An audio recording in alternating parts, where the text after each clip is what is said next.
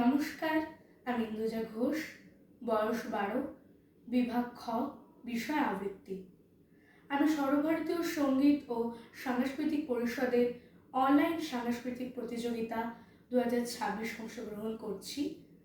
আমার আজকের নিবেদন কবি ভবানী প্রসাদ মজুমদারের লেখা হরিনামের পরিণাম।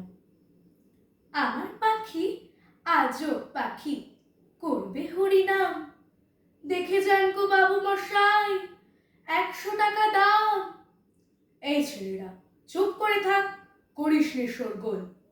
বল তো পাখি, বল একবার, বলো হরি বল। সত্যি পাখি বল হরি বল, বলেই দিল জোরে। বংশীবাবু 100 টাকায় নিলেন খাঁচা ধরে। বাড়ি ফিরে সবাইকে জড়ো করলেন ডেকে। 50 লোকের মাঝে বললেন জোরে হেঁকে, এই যে পাখি দেখছো সবাই, মথুরায়ের ধাম।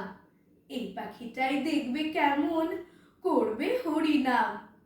এই ছেলেরা চুপ করে থাক, করিস নে শোরগোল। বল তো পাখি, বল একবার, বলো হরি বল। পাখি কিছুই বলে না তো, চুপটি করেই থাকে। বংশীবাবু রেগে মেগেই বলেন তখন তাকে, এত করে সাচ্ছি তোকে, বাড়লো কি তোর দর? দোহাই পাখি, বল হরি বল, নইলে খাবি চর।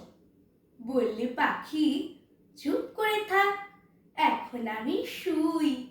বল হরি বল, বলবো পরে, মরবি যখন তুই। নমস্কার।